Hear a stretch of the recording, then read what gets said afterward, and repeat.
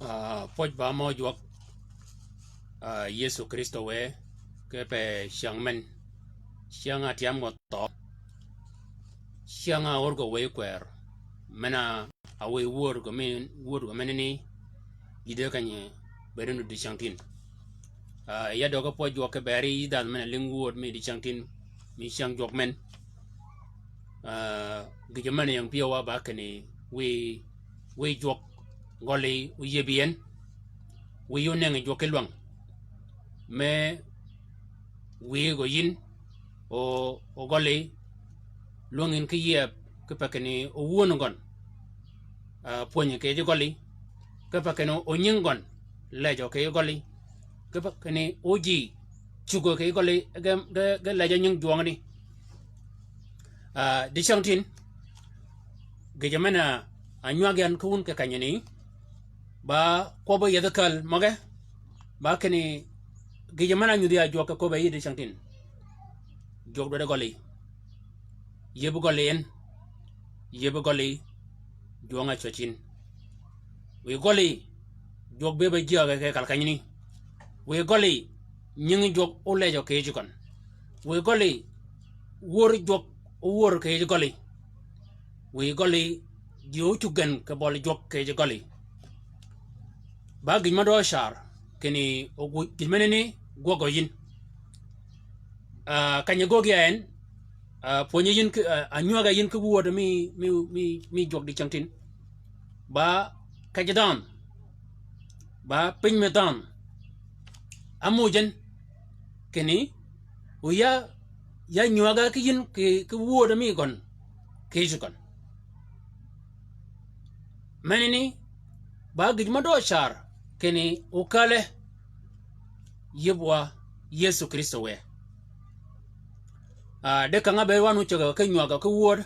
ya de kene walunga ke yel ke wor e ke wor me mir shar ji ma ni ke wor ya cha wu ko ba kene podo bolun ke chak ke wor ka we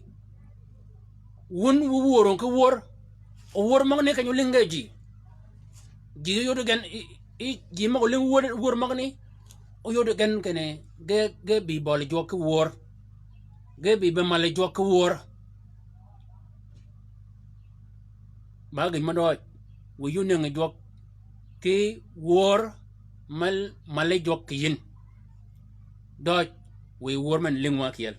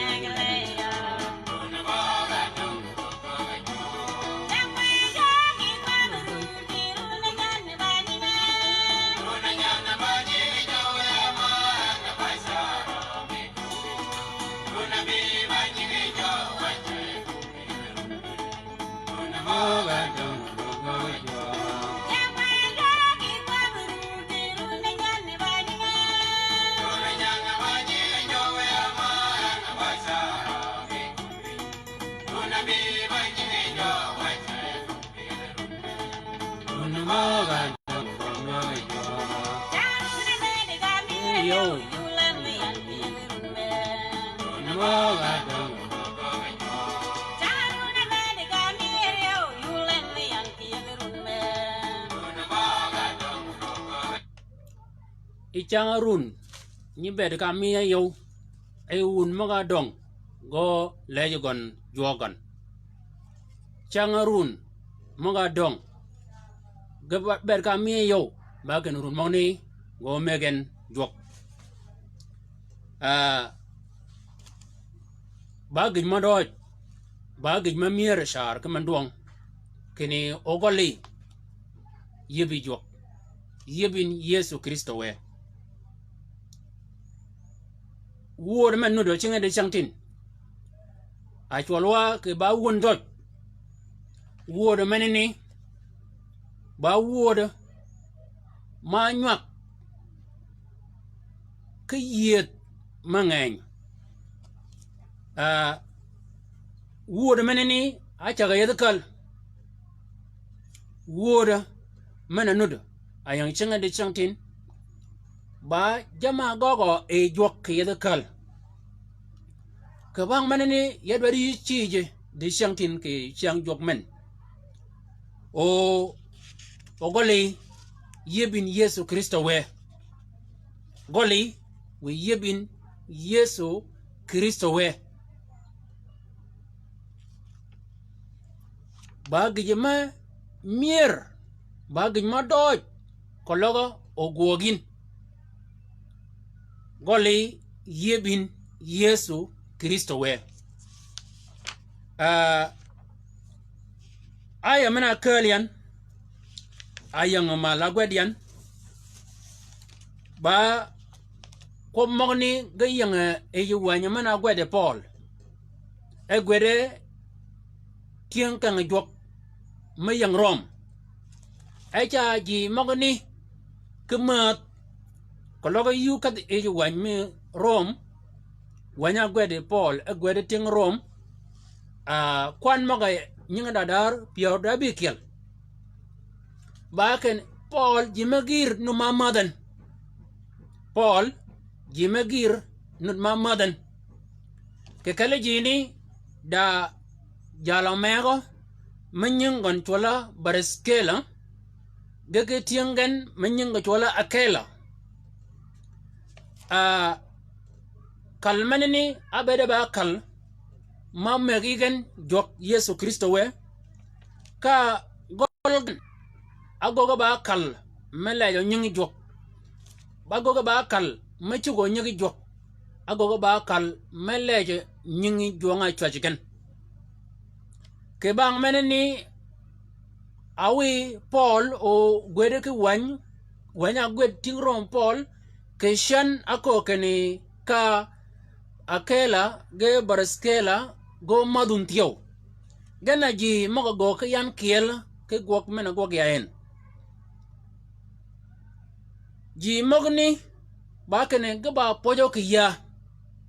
pojo kiya yana yol Paul de pati ya keda apojo gen da kange Yesu Kristo we moga ban ben pedgo meda ke bere jala chola akela ge jal do man chola barskela ge ka akela barskela ge akela akomane sallimu ala barskela wa akela العاملين معي في المسيح قبا جي مغوغو كيان بول كي وجمو تاريخ با كوبا كني ايجي مغا چون كيل كفول كفا اوود منني من رانوا دي چانتين كني وانيا غودي بول اغودي تين باناني داجي منيكل وونني داجي منيكل وانيا منني با كن كوانا جي مغا چون كفول كفا كنو غو بول بودو بولغان كوان gen ba mi kekale jini ngan gege jalni gena chungo ke Paul akob ge Paul keni madun burujok madutiyo burujok mena chugo ke golgen سلموا أيضا وعلى الكنيسة التي في بيتهما جيموني golgen أيبغن burujok ke jub kany yakat banywa ke kang jok mananu de ke pandian le mungaba abere yiga chang mo ba chang mi poch ke pakene ge maga ke unakiel ege cha kwat ke pajmana chola le mungaba de gijemana anyo atira kanyni bakeni may mek nya wuar gon gero ka kal me dor go ngeng nya nyaleni ge nyua ge ke may gon kene ina yol wuada ama da kany manut ma wut bed yo ke dor od magni we dor meneni we beno e buru jok ganye kwajigon ke kanyani ke panini menini ba nyuak mana gogo e mai de ke wuadogon ke pakene ayuden kene daji ma ba luongi e wat kan jok kan mena kan pan law de ji magani arumo ke bere jini ba ke ni jini law o ganye kwajiga ke pagen gol wuadogon kany ma wad bet aye e mai manini ga wuadogon kene obur jok chugo ka kanyini gog manini kanya gogon ango kalen ba kene ting panini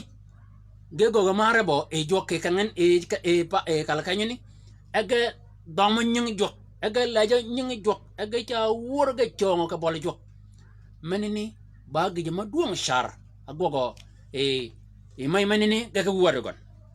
manini ba nyodi kene ngane gina kobo ke wan jok kene muja kale mega ga jok nganu nenwa gijmane ni agogo engane ni deja iko kene pade gije manyan ba we ajia ka ke baraskela ka kela we kwera menini ena da go ke dam dong men de ke wadu ka de chich mena kala akala de changtin ba kene ke bari ba kene goli yebe jok goli yebe Yesu Kristo we kiji wan me gogo tiang wood Pierre kwan mang nyingatan Pierre yaw wida ngwen gidi Pierre ngwen wida bidak kologi doga irang wan manini chi ka yodo kene da jalma nyingo chola Quirinius jaleni abere bada manya kwa jokke golgon jalni abere badan manya kwa jokke e golgon o tiyo ba kene nyi gogo ki jamodo ji ke ber jimaga kiel jalni awono e jokke we woda ka kobe we woda kene kat chol nyala chola Peter yu koben e jalni kanya woda ki jimaga oren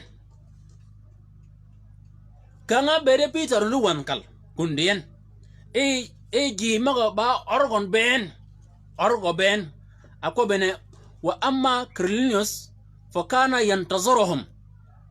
wa gadda'a ansabahu wa asdiqa'uhu al-aqrabin jalni kanga bede Peter nude wan bakeni wadugo ben ke madugon ben ke orgon ben go chole golgon ke panga ken dajal mebi dajal ko jog mebi dajal makamo e we wuode kene dwai obi be ko wa ke ko nena te e Peter kanya wana kala kanyini e yure ji manganchar ke golni e ka Peter ucho ko ponyo ko won jog ke gol Quirinius kanya jage ke pony e ka we kwer biye e ji ben mo no do ke kala kanyini ji maga bi ben e kalkanyini ba ko bukani fo bainama Butrus yatakalam bi hadhihi al-umur halla ar-ruh al-qudus ala jami' allazina kanu yasma'una al-kalima jini geben ke kalkanyini ba kane e we kwer abi geben anga chup ka ben we kwer e ke bol kanyini ge dogo ba ko buke dog mo kujigan كانوا يسمعونهم يتكلمون بألسنة ويعظمون الله جي مغا بي اي كالكانيني جنا غوغا وي كويرو كيكن باكني نيغي جوك ادوم gen كي يغول جالني اور جالني كماد جالني غيرب كيل ke gol jalni ke lay ke fakeno o jog lajgen eka Peter obedo e pajmanini ke chang mangany ke golni ke chang eni izen saluhu an yamkas ayaman menini chayi nyut ke koba gol dano kanya yeb gon ke bere buru jok ti mo do ko nyo jok goli yin ki jami wanja wor ke ni ama won ke jamo ben obama gi de gijemena ber go tek baken ogoli yin ogoli menini jok lejo ke jokon jok lejo ke jokon ba gijema do shar ko logo ogogin ke e bedami o chugo bet pada yin apun ke kalkanyini o chugo ber ken pada yin adade ko joke kalkanyini de yo manar de beje ke goli ji maga ye kene da jog man kwaje gol sha bawi ya kada ya nyoga gan o maga o tere bur jog menini dana menini ka wana kalkanyini ka jog kwajo ke goli menini ke bergon ke mal pa jog ko mogni gudu de goli ege tonga mal ga ka kunni jonga chwajin jonga nengin ke golani ke kanyini goli adok abagit ke berji maga achaga kijin te bang menene wanjok chaji ke pon kene kale wade wege jok wade weg jok we magni we mana we gal dong men orgon ke madagon go sholen we ke e goli yo choda ke ji yo cholin e goli ke nyang jok o galingon ke won jok wo wiya benemena yin kiri awor way woda ke pari mal ege kaga kobo yin ken kado kompen kado gola jala chola krenos ka kobo en ken wo wiya gijamane ni gola jalni abede nganyo yin ke pari mal gol wuade men ke gol nyaare men nganyo yin anan ya kwach wo ke bol kajni we gol go meneni yebe yin we gol go meneni yeben buromi we gol go meneni yeben gogmi mi lejin we oyodo ke golni ba kalma lejin ba kalma dom yin ba kal ma wor yin yina jognen poj ba magi wo Yesu Kristo we amen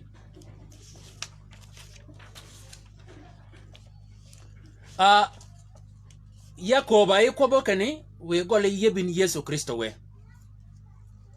kob magani bena gina bere gog ke bere ji maga a joga chunga kan wany mana ko mwan kene wala wany mi go tieng wot ke kal jama gogen ba kene kalgen ayeb ga jog kalgen ayeb ga jog changa kyal kanyaw mu nyala chola Stefanos kinak ba kene e mana nag Stefanos chola Herodes arum tiyo kene o Peter nunye kinak ka Peter kalen ka kide odmak ka dejan odmak kene o nagen ke changa ba chang me idal fes mena lunye ben anga go jogani kuni jaga me Peter amagen ke ka chichwel amaga ching e ba kene ke pa kono ko yang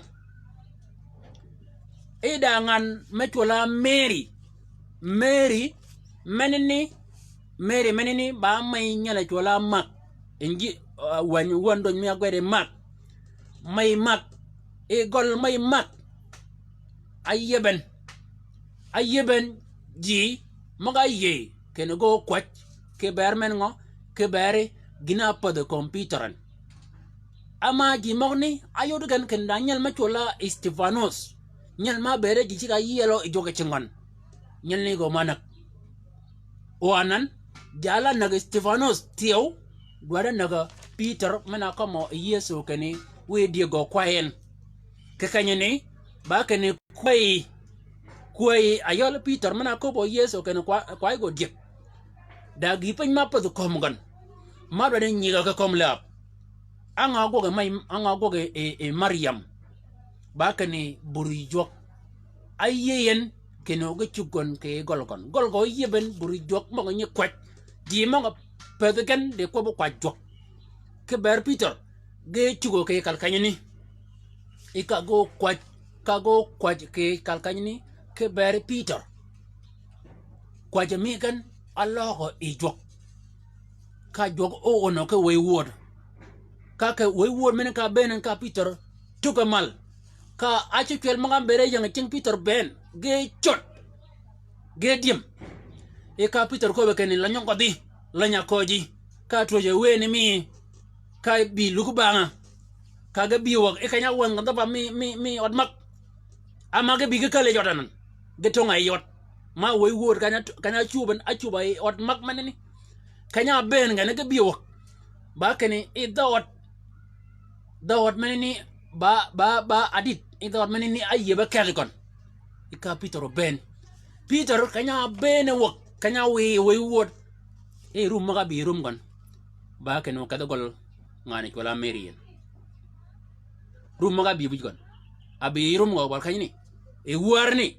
ba ken kada gol Mary eda bera gol Mary benengol beregi moga kwaja ke gimaga berge cha kwaja ke bergon kwaja chiep e golni kanya wan Peter amina go ka wan Peter amina go kanya wan Peter mogno yudi ke go tien wot Pierre da yow kwan maga nyanga ton abich gide Pierre da yow ba gwado kene wa amma kanisa fa kana tasir minha salatun bilajaja ila Allah min ajluhu e kan jok abet aga cha kwat ge kwaja gol men gol ngane chola Mary menini aba may mak ayol Marcos ko magani ponyawa keni kale yebwa gen ke pa keni o jok malo oji nyigi jok ge chugan ke kale acha bongi pan ma bergo kwat ke yi de nyigi jok ge jere kan kwajigan golle menini yo mana yebe yin kenu nyigi jok ge bigan ge rebgan ke kanyini jamagir ba ma goge jok ke kwaj menini kologo yirum ke ngani kula Marian ngani ne aberi da pel wujma duang shar ba kene tien kwa cha won kal ben iye be da nya bang me nyo chola roda na chiben kenu nen godot o kor godot ka chib go Mary ka chib go roda kenu kor godot mene ni cha yinyu ngani be wujo pel shidit anne ngi jok pel wuj mene ni badan mana ayye bogol kon ango anyole gongni ate atinin ibe gina nyole e gogol jalchena ba kene orgo benge pango e jok we kwer mokon ango anyole gog meneni ba ken Peter agonyo we word kwaje migen awe jok we word ango gog jok chan ke golni gola yebe ngana ngo lunyi gog jok gijemana lunyi gog jok bango ama gog ke ber Peter ama gog ke ber buri jok ango lunyi gog jok edi ba kene nya wargon ay yele jok ka nya wargon yen ka konyo Yesu ka go ga bata na kel ting bang mokon a gwergo wan mena chola ba gwerga nya wa ngana gina go jok ba kene nya wa ngani ni akonyo jok ka nya wa ngani ni ana gwede wan mena chola mak di sham agweden ke le men ngo ke le men nyala chola Peter nyanyala ni ting jogli den nyanyala ni joge ngejen ke mayon ke banga beri ngo kal ana yeba may manini kal ana ye ma mai manini yadwa yi ko kani ba ga jima doj ko logolo yebi jok ke pa kani jima ko kwa ubi be kwa jok ke goli go kwa ke ber goli tiyo go bi go rep go ci je way jok ka go kwa ke ber jam nga dalin ke kal yu ko ngen ke kwa jok changa kel wo ka dorgwa kirib ke kunini ba kane kawumu kanyum kwaji yamal chang jok tieng bur yo yiga ko ke wuna yol bur jok da jam ba chuko ma yu kanyni de weduen ko logo da dan ngado jok kwaji gologon genen ga ba jahizin changa kel wo kale mai mek ke kunini podorit kanya wudo kal kanyani wo chaga ke kwaje jok nya uwa ana yude kal kanyani akobian apijan ya ci wo jok kene pije nyanyal ni kene kobo kene wa aghfir lana khatayana kama anna naghfir liman akhta ilayna ya kom nangni ganye gogin ma gola kad wona yudon kene nyanyala golo kad wen kalu mai gon ba kene omen achirana o nyala nago men nyalni ikada pajman jola Libya nyala de o meno naga na pijan kene ko mogni ba dier kom ni ko ba dier iko ba joke dier kene kamana naghfir man aqta ilana ba dier kene yi lawi du banja berom yo banya nagum nyow anga ko ba nyalni nyanyal nga ko ben kene mana ber ko mogni ana choge ben kawr jona ket kepa kene yabda kene ka tawar jok o kom no de akom yo yabda jo pedian nyanyal ne ko bano yabda ka no jok pedian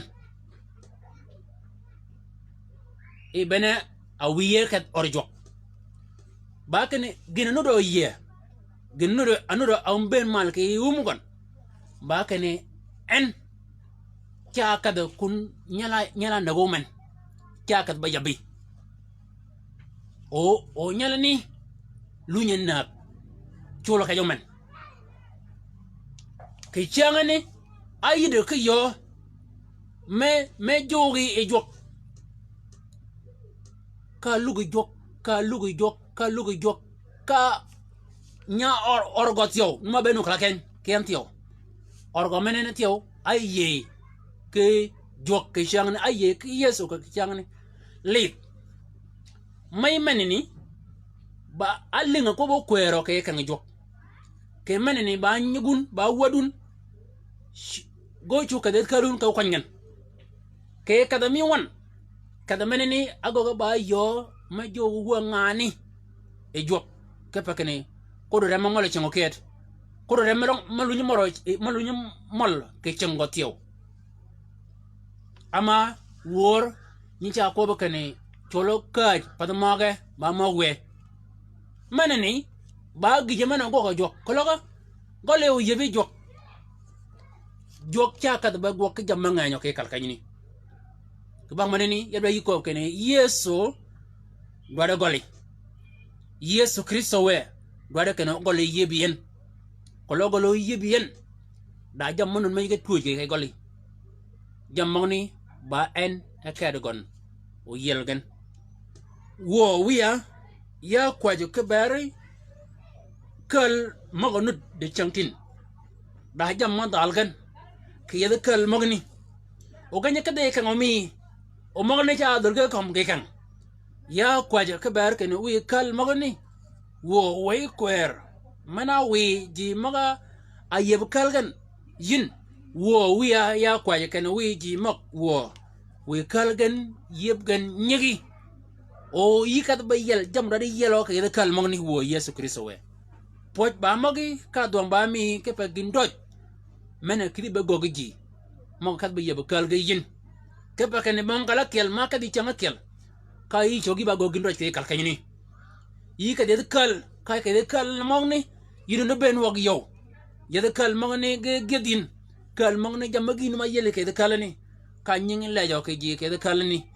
wo ya kwaj ke ber wuade men ke ber nyaare men we golgon yebe yin ka we chingi onen ke kalkanyini ke re nyin Yesu Kristo we amen.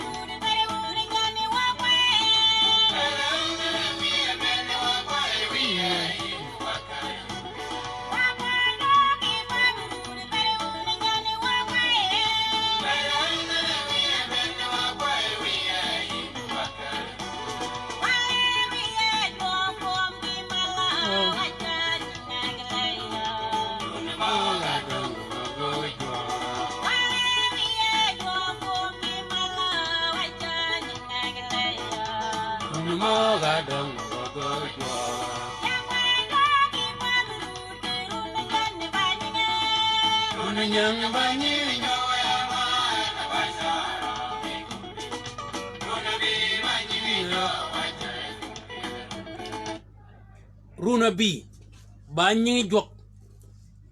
yi kwaye jok changtin chang doy ba piara yaw widakel shar 11 adonga doy kel uyi kada un nyan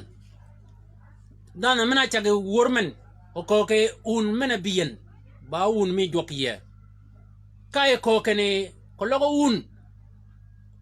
pin meno beden ko un me yo o beden ka nyi jok de ka pawgin mene gogo yin ba gin me bergo tek heno o jok pojin ke goli o goli yebi jok goli yebi jok jonga shuaj jonga yelin da corona mabi ge ti be kal ka ji ti pen ke nyol ke dana chungben anan wang ya mabi yikae uninyan adonga do e kel ked ke chang pia ruina chang bi yo wala bi dak ke wijukan o yikade uninyan anga gogin ke bere un pia dakel duat pia dakel mana tumen duat pia dakel tum de kadwa tumanan jok ba pojin ke goli ji ba chuolin goli o jok pojin ke ber gina gogin e jok ke kalkani kwaya go yin ke duad pia dakel kolo gin menen go yin icha nyang jok kelech gijamana igo ko bian bakane goli we yebin Yesu Kristo we kwer mana we ji moga yeb kal ke jok we kwer manene o biba jago ke rumi o biba jago ke piwi o goli menen goli men de yinen o beba yeb ke nying jok o beba yeb ke ber jok ba gijma ber go tek shar ke gwoti ngo wod kwan maga nyinga dadar pio da bikel kwan maga nyinga tono pio da gide pio da bit bakini nyele chola pola auro jok Yesu Kristo we changakel alido ki jal mega ki einin me e jal ni cha ko bakene ina yal Paul bibe yelwon o jal ni abere ba jal pach ma chola Macedonia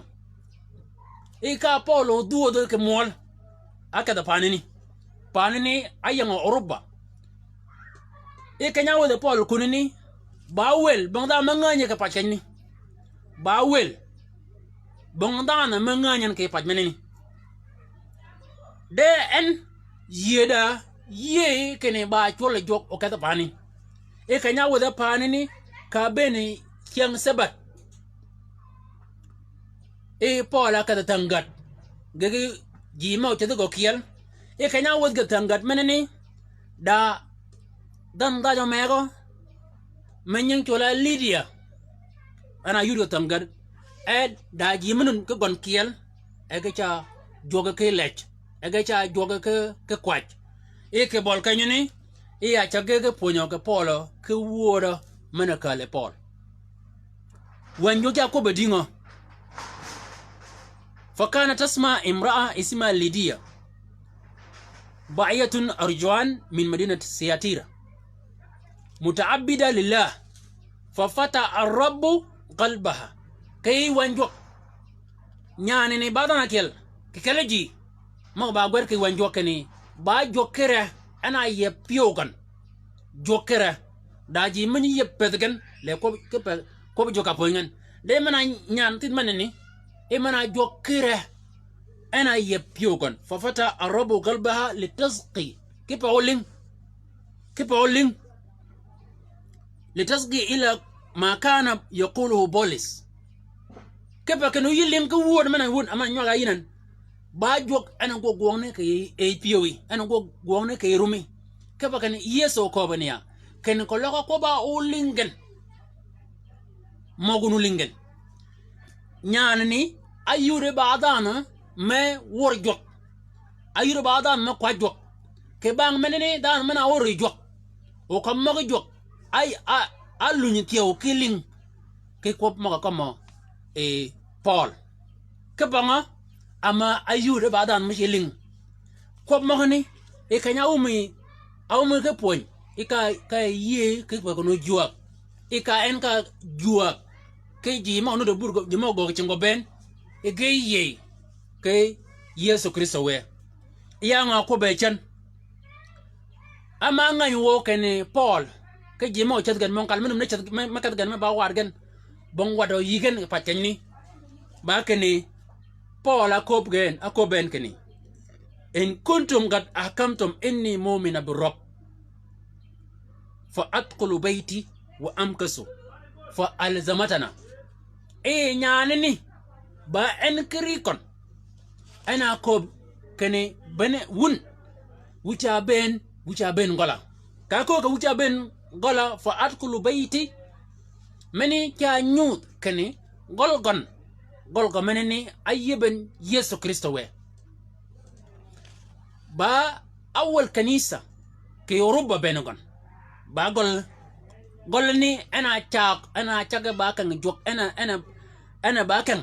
mena ko ngiyep ke Yoruba benugon gol ngani ko la lidiyen gol gona yeben Yesu Kristo we je yel ke kalkanyini je yel jimayan kalkanyini ge yel kal manini agogana ba kan jok bene kan kanyamana nyechugo nyegi jok maga ye ke panini manini ba gina gog jok ke kalkanyini ke kanyini woni jok ke paw chaga ke Yoruba ke wangani achaga gol ngani ni woni jok achaga gol ngani ni yeba yiko keni we goli bere ba yep ke ber jok nyigi jok mago da yelo jok gaba manu kalen goli nyigi jok mago le jok gaba manu won goli ka jok le gen ke goli kiel ki yin de pergotek keni ogoli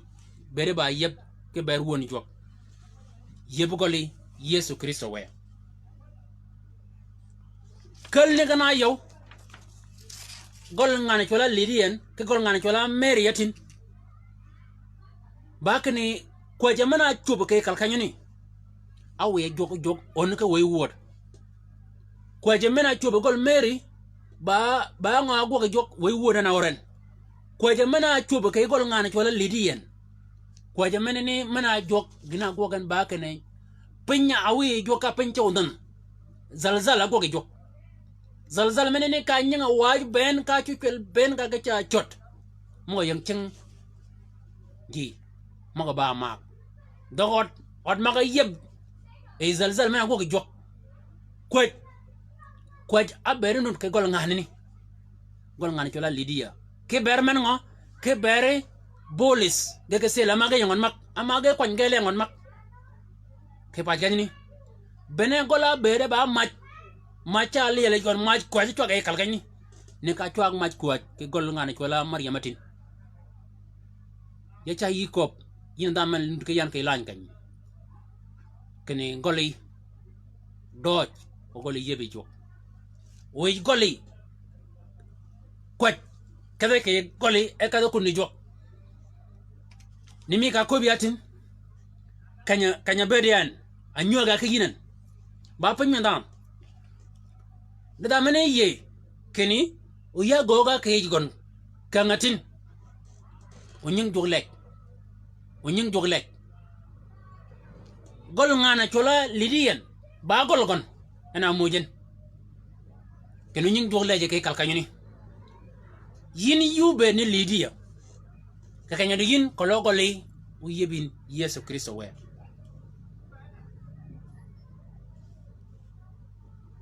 manene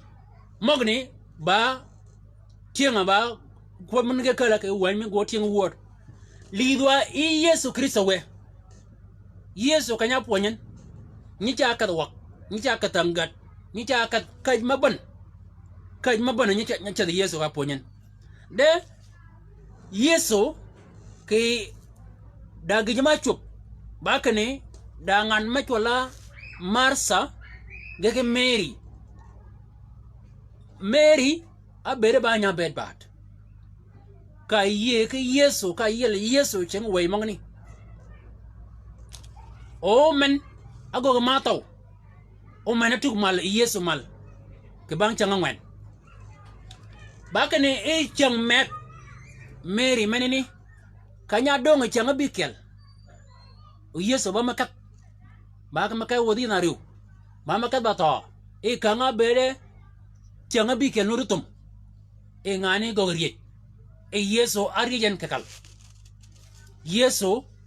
ayet e Mary nyemia Lazaro ba kan agogo ke yej meneni ba kan gadwa do poch Yesu Kristo we kepa gina gogo Yesu ke kalkanyini kepa kene en abere banya bedbad ayel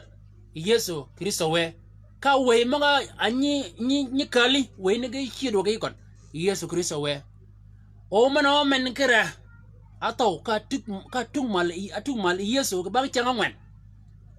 jam ne gana yow aw yo ngane ni o kal yeben Yesu Kristo we o kal yeben Yesu Kristo we an ba gwade kane قبل أسفس ب6 أيام أتى يسوع إلى بيت أنيا حيث كان لآزر الميت الذي أقامه من الأموات فصنعوا له هناك عشاء كأنني با يسوع أن أشوالو إنغانني كان يوان يسوع كالكانيني با أنغاقوك يسوع كالكانيني أنغاقوك يسوع Bakit jimagir maga bere ganu ye ke poko duot kenda gam jola chiang duot manut bakane jimagir ke chiang ni e geye ke pakane jimagir ke bi kenya lingan kene قال فعلم جمع كثير من اليهود انه هناك فجاءوا ليس لاجل يسوع فقط بل لينظروا ايضا لعازر الذي أقاموا من الأموات جيبي يقول لي إجبن pada Yesu kera bego bengen edege bibele nyala ating mal Yesu mal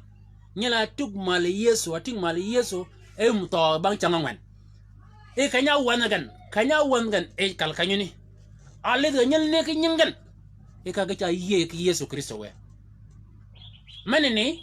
bana gina gok e ben Yesu e golla Maryam ge Marsa ge Lazaro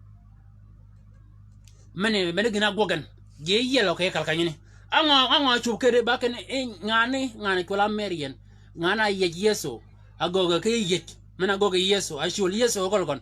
bakene e mo yomet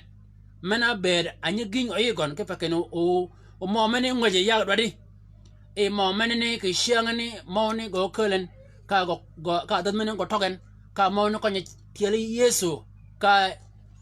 mo mane ne yatum go tum changani e Yesu e gina go ngane ni da ko ma ko be Yesu akob e ko be Yesu keni gina go giyen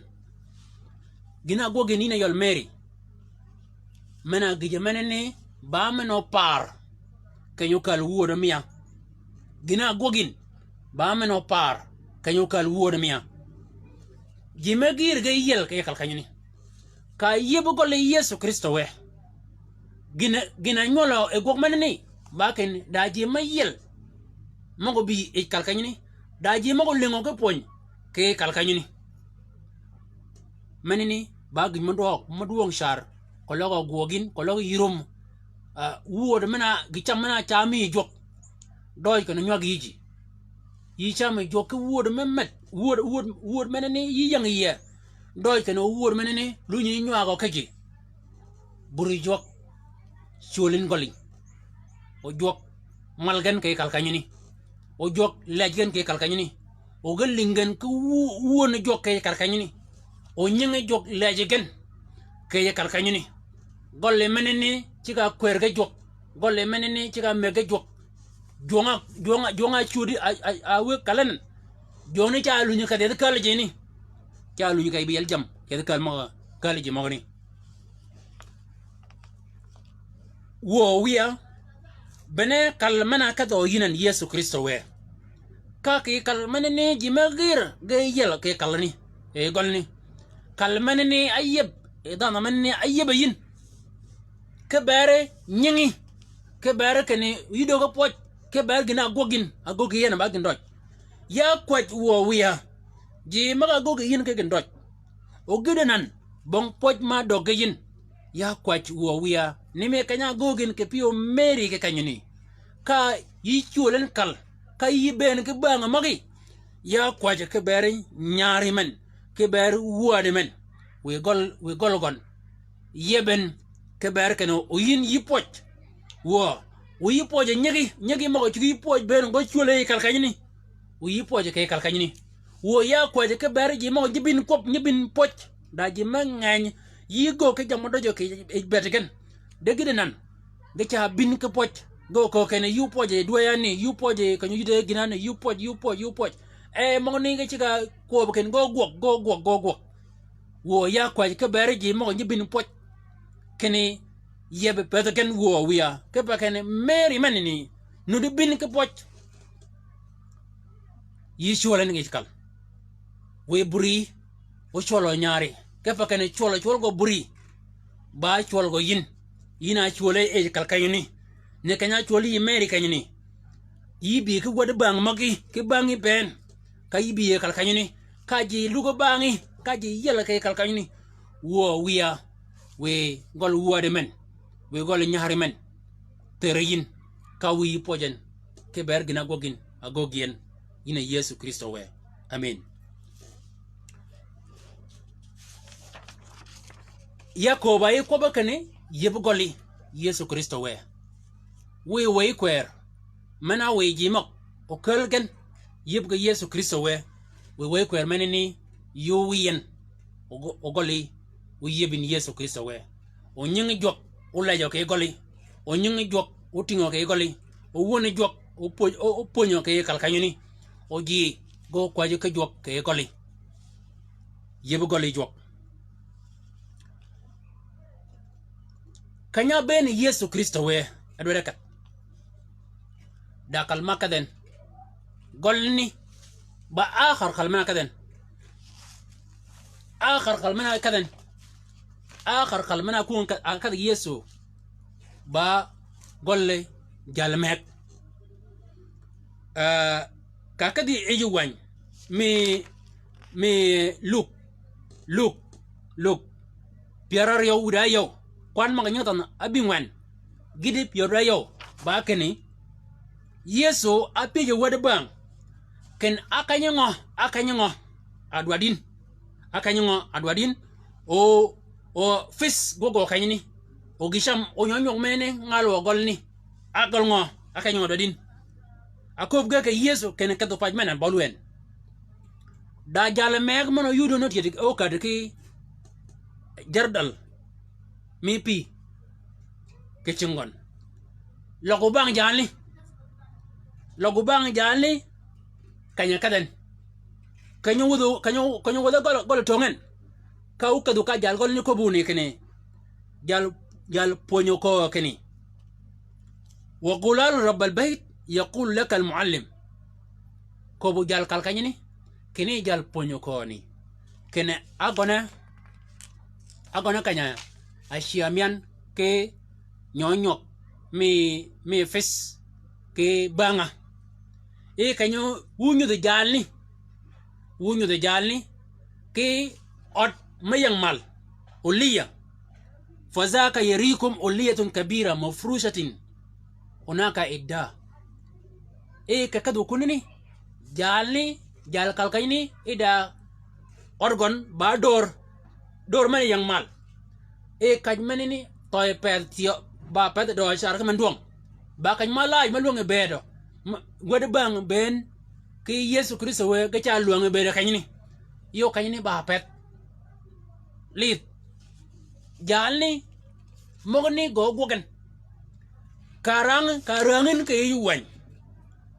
me John ni mi agwere John asa piorada ke piorangwen ke piorabi ke piorabi kel ke piorabi yo ko mong ne ben ge ko mai golni Injil Yohana min asa 13 la de asa 17 ko mong ne ben ke ya asa hat mong ne ben ge ko mai gol jali ge ko ma ay gol jali bene golni ana ko ba Yesu kan di changtin ya ba mod ko mangolok men bene golni ana alu tel wad bango Yesu bene e golni ana de kwa jamana akwajo Yesu ke Yohana 17 kenyini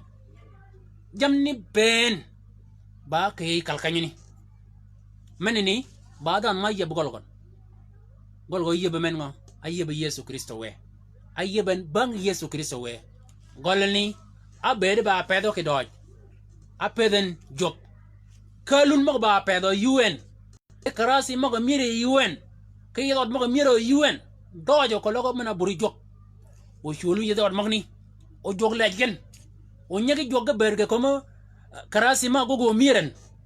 o nyagi jog madgen ke bol jok ke yodot mo ba pedo miren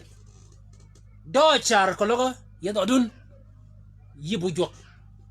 yede kalun yibu jok o jog lej yede kalun jogli komun kenle nyara jam go ben maga ber go tagien nyiga shulen ka nyiga ge mado ke yedot magni odur ben maga mirien shulu nyigi jok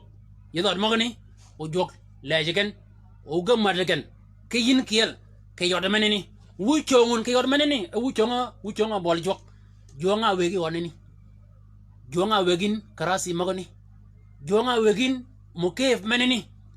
jonga agogin kanyini kanya berinan jonga ne doje kani o sholin e jod meneni bagi ma ber go te ana ko ma kanyini ba kani e mana wad kire od ma ba peda doj Yesu od mana kadan akidu god bangon e wonen to ped doj od meni ba olia yamal onini ba odwel bana ona pego Yesu ke god bang mi gon bana ona mu yo pun ako kan kwanyon ka pangwen man ba dela man barema bana onini ona ko ba Yesu kene yan ya ba mod ke giman ke di changtin bana onini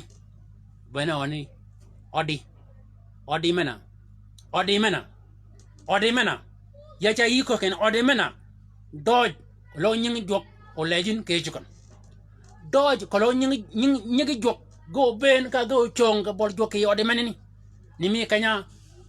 abeni Yesu yod mena to pedmen ayalo od jalbo men goli yebi jok wod mia man nyaga yi ke changmen ba kan yeb goli Yesu Kristo we yebe goli Yesu Kristo we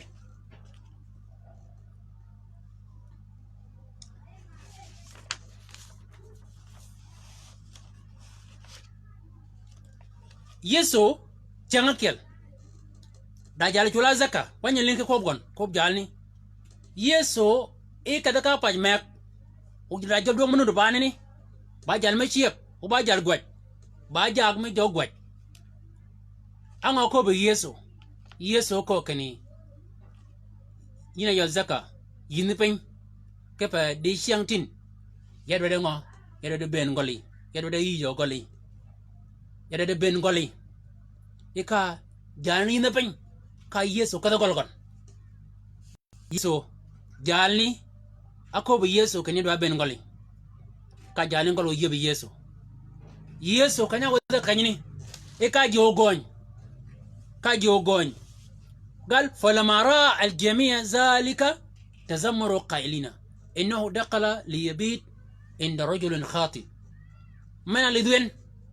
جيكو يفدغن كان اللي دوين من اكد وبده يقول جالرو ايال جالغوت وكلمنني كانيا ود يسو اي كلمنني با ngoko يسو كلني باكني يسو اوكو باكني كني اي بيبا يبا جمع لان kwarabura magalan jalni badana kelkal yini angoli jimaga ber gacha kwat ke jalni kene ba jalni ba joloro jalni abi ke buru ngin gon kai chaga ki ningiji kai ko kene kolora dan jalni ko bol Yesu Kristo we kel ogora dan magigo kwanyan odogi en kelangwan ji Yesu kanya wode kalkanyini ba ke no ko kene yed abi kal kan changdin yed abi e kal de changdin e kolni wala yemen wala yebi kologi do ke no o yed me jok be e koli kologi do ke ne yed me jok be e koli yeb koli jok yeb koli nyagi jok maga kwa jok kedir yebu goli nyigi jok o jok malgen kay goli jamagir maga ber kay dodi jama be maga way maga kani ke dodi wori jok mo leji malo mal jok nyigi jok ñu mar kay yodi menini way ben maga ba way pat ayang gododi ayang tada penni kay ne kaja bere we kay kalmene bediyen we magni gacha duot cha yikop ke pakene we ya duot ke gola ka de Yesu kanyni we ko ge duot we maga mani we maga neni ko bada marai we ni ge duot ago bada na mek ke panga Yesu bi kalkanyni Yesu abi kalkanyini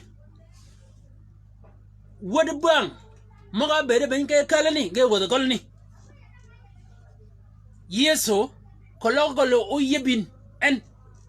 achanga ji mago nena opiwo ke ba tieng man magi jini ke cha kale jok kaga chi ka jini chi yoro ken ge pa tieng man magi kaga ba ji mo ngat kel ge yin go ngat kel ge yin ke pa kene wad bang gengat ke bang gina gogo jalanen ga ba jal gwaj jalanen ga ba ku kanya won Yesu e kalkanyini ba kane pio jalni awilo Yesu Kristo we ka man mena berenut man menini anna e changani yebgol Yesu Kristo we يا زكا أسرى وأنزل لأنه ينبغي أن أمكث اليوم في بيتك يبقولي ويا ينا كي يقول زكا داجي منت وجوك يتكالكن بالون بين جماك دي شانتين كبانغا بيركن كالكا دامان daji mong ma konken kelge mong ne ko yu ngol nget ko yu ngol nyanget ya kwat wo jokene we mo ya ko bun ken nyagun ke rum dan men ke pa ken Yesu gina ko ben padangani aboga ke kat ba yu ngel go ko ni de ngani na ko mo Yesu ken tordial go ndong ba get ke ber kal kan ni yine we mo ge ta yi ko ken nyak rum dan men wo gol zaka abere ben kada wada banga magi yina kalwada bang magi kaga wudi kaga kidi kol zaka yina kalgan wo kaga kidi kol zaka kadir ka mero shop ya kwat wo ke bol kanyen ke bereji maga akal wadgan akungan ken gol ngat manat ya ba yuna gol ni ji maga akung igen ji maga nen kal wadgan ga ba kal marji wo wiya ya kwaja kane ni mi kanya rabe bang mogi ke ji maga lugi bang ben ga garabi ka kel ke jala chola zaka ya kwaja ke bereji mo ken garabi ka kel gana nan ga ba juro kel gayang pod maban gayang kal mir maban ga chai ke man de ya kwaj wo jokene way mo man mok ben we ganyi yin ke rumagan ama yina ko kane bana yin aba mer mi won yina ba salam mi won yina we bon wo jokologen an ye kene ba nyari ma mi lo kiremi we ye kene dan man chatyo ba logo yi kiremi ogen go ka ila ga kel ke bang manini we ga ber ke bada kelanan wo jok ka we go rep e mer mi wo jok go rep ma da mi wo yina jok mana ka gol zaka ka ji lungi kirab ke zaka kel ya kwaji ke ber ji maga man igen ji maga kung igen wo wiya ba kan wo mago nyige ke rumgan ke bol kanya ko bunun wo mak krenya Jesus nyigun ke jirum da man kerenya Jesus bong taga miun uba tiam di shantin wo da nyigi munut ka bere ken ama kan wada mana kengan mek ogol ngane da kwa jok ogol jale da kwa jok ba kane ba ka to kunini ama da mana munut da piyo kon ne dan manini ya kwa wo wiya ba kan wo mo nyigi wo ke piyo dan man we mo nyigi wo wiya ka we kerbi ka kel yiba jog ma ci jekerep yina kale ya Peter ya Yohana gekele gakidi samara ma bebe nyelet ga nyengen ma be nje ga kajigan gekidi panini kage luang kecam kiting samara ke wala kel yiba jog ma nyera beji wo wiya ya kwaji kan wi jimok gerebin gene ngeke nywak jimaga dange wo maga bi ke be ke nywaka ke lawa oge dang we loj mga be dangen wo ya kwaja ka bol kanyani kene we yo man nyekal paramal we yo man yebo yin ogare be ka kel o yodo gen kene na gatiam gen gina bi kam gen gina du yo adurga wakil wo yiba jog mer ke bang man bene kwaja yi ke bermok go ke gingang ina jog gingang kere nyangi ina yol Yesu Kristo we amen.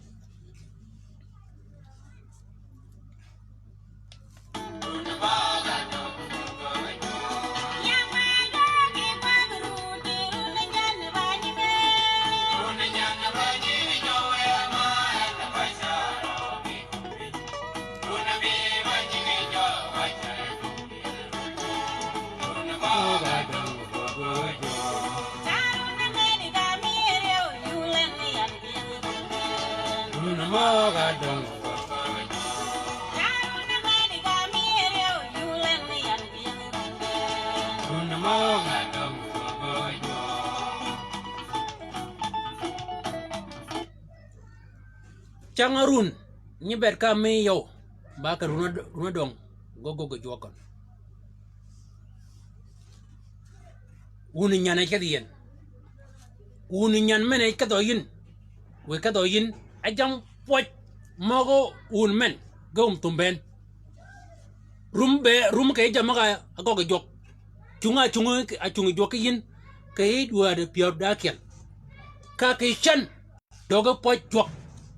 kanga be yino kada uninyan obe ke jamugan uninyan mene kada yin obe ke jamugan ina dan men ya cha yiko kene uninyan mene kada yin wo be de ba uninyan mene kada ba go ke jamanyan me male jok ke un mene ni jamun men jamba jam poy ma un men da go kidi una kiel go kada un ma ga boli dog jok poch cholo juru buru jok kanya diyin cholo buru jok gol diyin kanya bedin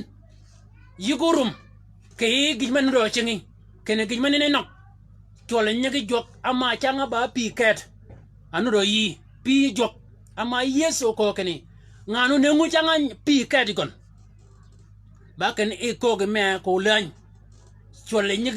nyagi jok ke gole ka jama po jok yin kwan gan kene ya poje joke bergin ya goge jokni ya goge jokin ya goge jokgin ya goge jokgin po jok kwan jam mo ne kenyangan ko logo jam no gogo yin ko logo jam gogo gin go kwanin ka go tierin ke bol buri jok ke yidi nyagi jok ke changani yiwi ye jok Yesu Kristo we o go ke jam poj mo ket ko logo gin no gogo yin ya cha yikop video man ba man do lingo ket o do lingi ket ka doje bere wood me diang tin o yodo yin ke gi man do go gi jok ka un joge poch ba gi ma per ko tek shar Yakob ke wutung go tieng wood ka Yakob ke wutung Yesu Kristo we tieng wood gi maga bere e ba tieng wood ba kene gi numa yebekal gen gi kala ayeb tieng wood Yesu Kristo we kala yebe tiyo Yesu Kristo we kala yebe kada wachen wanyamana nyiko maken ba Old Testament alu adel gadim chi kayo ke kwaye wa tieng aye dana ben ka kompany kwaye go ba kiel ayola Adam de tieng aye tinga ye yiga da kwai gan ayol Abram ana ba kwai tinga ye changa kel ba kene e Abram abere yang e odma ba khem o khem manene ya bud od ba da bud yak e Abram e di chang ayo den kin na jogo da mabi machat mabi kundiyen kanya le gon ale di jogo da jog choda e kanya le go jimogni e ka cha yang kundegen نظر فركض لاستقبالهم من باب الخيمة أكد كونغن إكنا وذو كونجين مغني إكاجين غوشولن غلغن جوغ نيغنا دك غوشولا غلغن كاغو كوبن كن بيوغلا وقال يا سيد إن كنت قد وجدت نعمة في عينيك فلا تتجاوز عبدك ليؤخذ غليل الماء واغسلوا أرجلكم واتكوا تحت الشجرة gonu kide e kemme kanya ba ka janye a chugo wel me gon ke chip ba ta yap ke pe ken bong jamo ye ba nya kemme na beden ki yat man ta go nyu yen kanya ni ena ba ka ji wel mi kon kanya de yinan ena ba ka ji weli yida ka ji welo yi ka ji wel min nut ke kanya ni ba ke ni jalni gi mongoni ko shulen kal kago kibata yat kago goge kikisham kago gogen kago nengepi kishan kuju wo kemana ba jokere ana kabakadel abiye pare ke ngan jat ke kanyini karang ke wanmi gok piora bidak ebeno karangi chayodin ade waj maga wajo akobe jokeni un meno bi tiengun uyir kedan men bagi menamal rewgan akobe jok akobe ikon keni yewa chuka bagu gipeng o mana Abram ba kobian mada ba kobian ka joka Abram koben keni yaka ba pajmen china panchola sejuma Abram keni de ko lo yidi je piara bi ko lo je yidi piara ngonu ba bi git kenya woden e piar komne benga kala nga ba kene golgon ana yebe jok joga kap ka del men dan ka e bene ba dan ka ne pi Abram ka ne ki cham Abram kaga huwaji ka brom anga nyol wongne ben gon ba kene jama yam pio jok go ko ben jama yam pio jok go ko ba brom gina kit ba go jok akoba brom tiyo manini kay ñu kene yeb gole yin ka yeb gole yebi jok yi ja jok ne nga yo keno mo yang pio gon go ko be yin mo yang pio gon go ko be yin man ba gaj mena mal gola brom kanyini abrom bere yebung nyagon bong wod gon kichan ako kene unabi kanyo duogan yo duoga e chiegi umpat pen man ba gi pen man ko be jok man nyodo kene gi jaman no ko yekal ayel tiyo yema yeb gole jok yema yeb gole jok yinengen ko yo ka pakan ogok ke gole ke jam mo de adalin manene ba gi mana shop ke gol abram da jal mek manyo chola alisha ke wanmi ran riyo wanmi ran muluka sani asarba aya 11 aya 8 ila 11 bakari nyala chola alisha abere nye bene kala bu paj mek kanye to ngol ngan mek kanyini e ke golani e ngana yankal kanyini angijen e go ngijen قد علمت إنه رجل مقدس الذي يمر علينا دائما فلنعمل علية على عائد صغيرة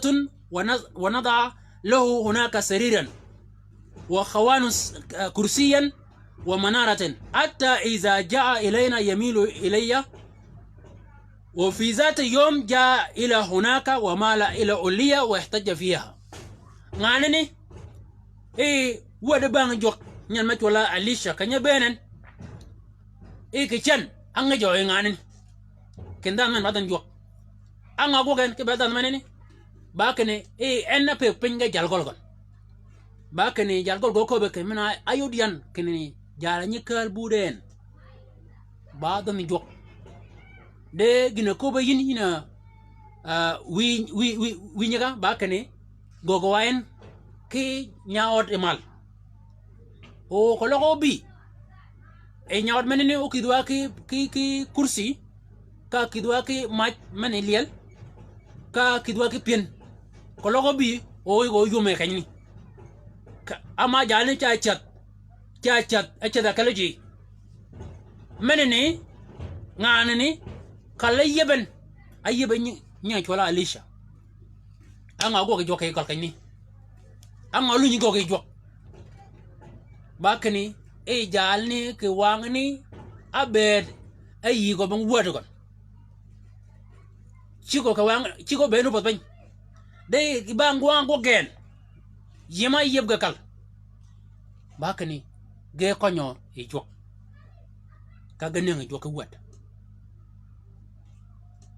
manene ba gina nyole yeb kal ka yeb kal jok ka yeb go le jok yi shola taga jok o bebe go kay gole ka yebu gole jok yi shola taga jok no bebe yele jam ma onu kay kal kajini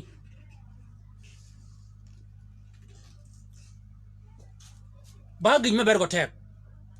bergo tek ka pakane bagin mana chop kay wan mana chola adal gadim o bagin mana chop kay chola wan chola adal jadid ka pa wan ba tira da adal gadim uda injil uda jama go tin wod benegon chagi min amal rasul gidiroya jamong ne ben kay ne gana ngwan gana dak ba kane wod mana kala nyoga yidi changdin ba kane jok agok yedekal maga yebi kal maga yidu ngen jama yidu ngen yedekal ay yidu yedekalan ba banga bere kane kalni gënu yebi jok kal magni gënu teri jok de we gole jok yeb gole jok en ke yi wanya chola na shidal anshat o ko bani ان كنت لم تعرف ايوه الجميله بين النساء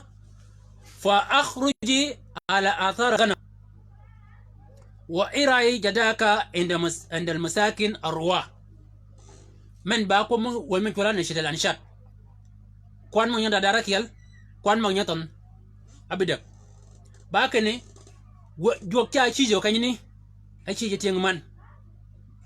جوكتا تشيجو كنيني تيغمان مغا أيي باكني جيما غنيدي ين جيما نين كبا جيما غنيدي ويغن كالغن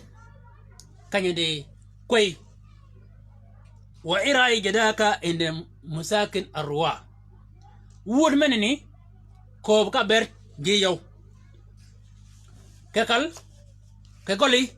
دا جيمنو يي كيسوع كريستو de chi mo no كنيني جيما غني غنا كومو ايواني كنيني غنا تشولا جداك الوا غنا تشولا باغبا onyo wata padu warom gwanjo cha ko rom ko bata bakani e wata mi man e kadu kal ka kidi kanya de koy jima ba koy ka kanya ni wanya manene cha yiko ken dama manene mana anganyi na no di yel gidanan o yiwo ma yel da kany ma nganyo yin manye kwa jok ke dier me ponyo woni jok ke dier ma yele ji chat ba ke ni kwanya dana menini e kal kel ke yin ka kidi kunini pati la kel kali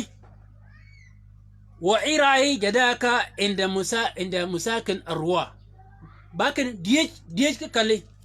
e kal mena kale yin anyi kale yin kidi kunini ke kunini ko banya ke lingo ke lebi go lingen ke le koy ke kunini manini ba wutung mana ko ke barji mago gede nyol ay gede ji menu de kalgan menu yeyo ke Yesu Kristo we bakan kwanyu jini kadu ni kan jok kanya kwa jok kadu kanya de motamar kadu kanya ko nahda kadu kanya de mal kanya mal jok kanya ni jogo go ke barji ni e gi menene go wutu nga kiyel mana ponyo akanya ni bakani yidan mana ba peji kanya de yin kay nene jok ba kanya kwai gon die go mo nyandi yidan mana ba peji kolo yibo kwer yini ba peji kanya de yin bakani jokta yiko ke na shidalan shade kanya ni bakani kanya de yinanen kanya ni en o kwai gon gi mo nyandi go tengan ke bang menini we golle be ba yep yino kwer we golle be ba yep ke berji ben moga tagi ke moga nyandi kayin cibwangi eji moga nyandi ke fagodu ke tengatio bene gini ponyi ni e wani kan golle yino kwer e kanyene kanyado yin golle kayene jok ba bako mi jok mana kwai kon diek mogo nyodi diek mogo gual oge chuigen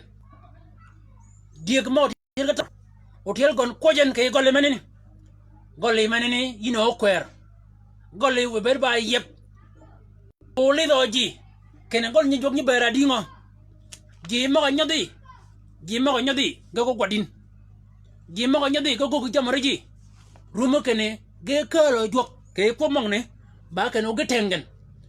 o gallo ge jok e ga baji mataki ke pakini ba koy goli ba muskan ba kaje mana kwaji ben mogo tagi ke mogo nyadi man ba ge manon o ge manene ana gogo e Yesu ke wanyme John adak o chagira kwan mina akel gide piara da guda bi kel cha yudin kin da jalma chola nang demos Yesu kanya beden kanya buden ba ken ki kanya ni da jalma chola nang demos bi go ke wa jalni abere ba jang ting jus wa kana insanun min al-farisiyin ismu Nicodemus رئيس لليهود هذا جاء إلى يسوع ليلا abi yesu wa yesu cha yi nyu ka ni kene goli bare ba yep yin yol peje me buri jok yin da mena kwaiji kolo yi go ka win kolo da mutum ba me goli yi ba peji yesu ka ni yebe na jale wa ka yesu do mal kage ko ba ke jalni ana de ko ba asa amana ba ni talata ben gon asa amani bene ko ma yesu wa ge jalni jogu ko ke ko mayel da na manini ke ba mani men ba wuot ke beri yinga na ba peji akome ke na ba kwer do chugo ber ke ni ba da ma tik ma chole jok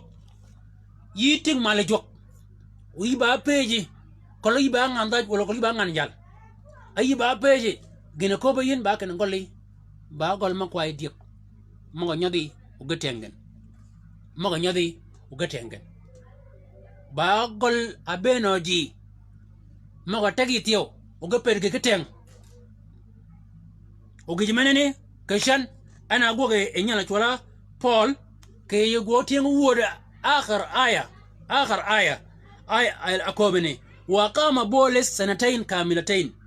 في بيت استاجره لنفسه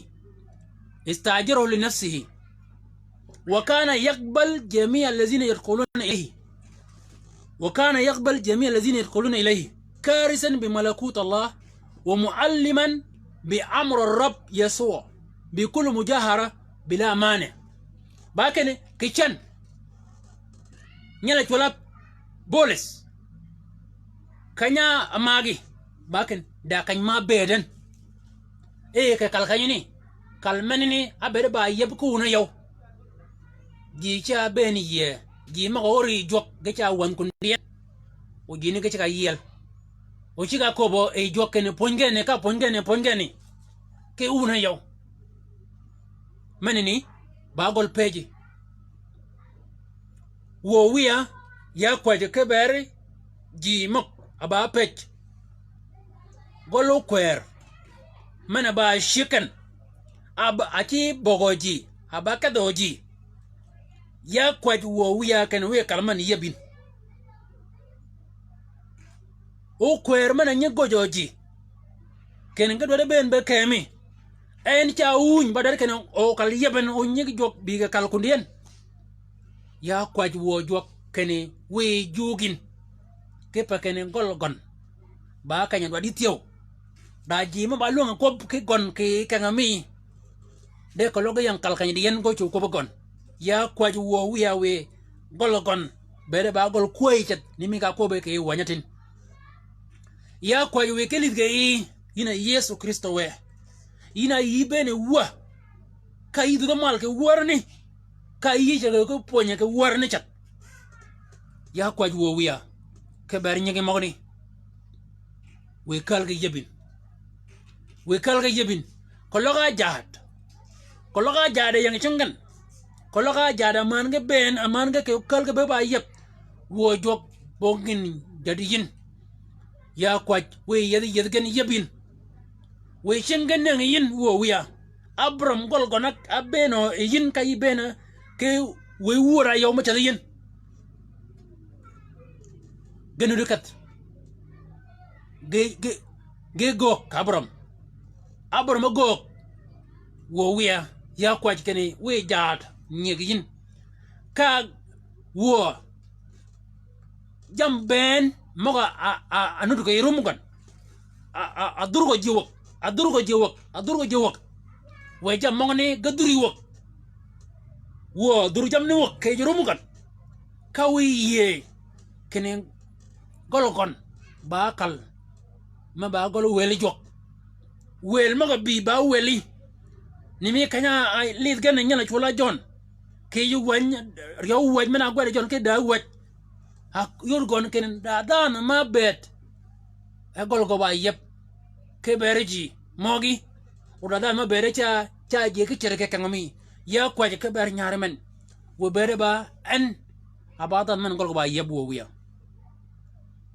wo wiya ya kwaje ke ber ji ma ajogi kan kene ba ka golo kwera ma o kwer maneni badore keno oji ka bedgi bi yi kon ya kwaje wo Yesu Kristo we ba kene jugu ji magni kawi ga wuri kunini kepa gedgeno de kunini kepa gedgeno de kunini wo wiya kepa kene ke cha teng wo wiya yeb nyengen ya kwaje ke ji maga ba pech adale bere pen di changtin ke boli wo ya kwaje ke bergen nengen ke luang malung ge bero e boli wo pegen ba ngod wadin uga ponyigen wo ya kwaje ke bere nyigi ben maga ling wur men ke mo kat ba ling wur men na tiyo we galgan wo yebge yin ka we yu go chat ke jama nyi go yin ke de kal mo nyi yebin wo yu yot ki ba jok ma shwal ge de kalgan poj ba mogi ka do ba mi ke pa shang men poj ba mogi yina jo kwer poj ba mogi yina raror poj ba mogi yina jo ga bongin dalin poj ba mogi yina yol yedi mi won poj ba mogi yina radmer poj ba mogi ama yiko keni pinyi ben ke jama ga ba mogi won ke jamo ben ba mogi poj ba mogi ke berji maga aye de chang ke wur men ken kalgen ayeb ge yin poj ba mogi ke berji mago len wur mo ne ka kalgo yeb ge yetio wo poj ba mogi ke ber jam mo do je kidba go ke ber gatio poj ba mogi jo kwer poj ba mogi yina jonga ko ken ko lora je yo wala jedak go chukire nyangi yo benut ke kan anan ya chuk kada na kel ke lan ama win ya changi gaban wo jo ya kwach kene we mogoni yu go ke pedgan ka we mogoni yid to yeb ke pedgan ka we go padin ka we go kene yu ko ke rum gan yu ko ke pedgan yu go padin ke jam do ma go gin o ge wil ke jam mogoni patagan wo Yesu Kristo wa gi mo nyi bin ko poch wo wiya we mo bin mo uba banyi ya cha wu ko kene ka do ke ru mo jini ke pol kan kere nyi Yesu Kristo we amen gedi jok obedo ko won wo shingi yit ke bol shang mek ke rete ga me poch ba mo ki ben mo ma go ge be ko nut klain poj ba mo mi te yingana a ling wur menini yingana ka beling wur men gedi joko bere yin dane nyungo ne kan ba nyare gedi joko bere yin gi maga nyinga no li de banen uba poju ben we gindwa jok kay ben mi won opat ka we ba get kay na kaje de won ka we kalunu be ba yeb ke ber jok Yesu Kristo we amen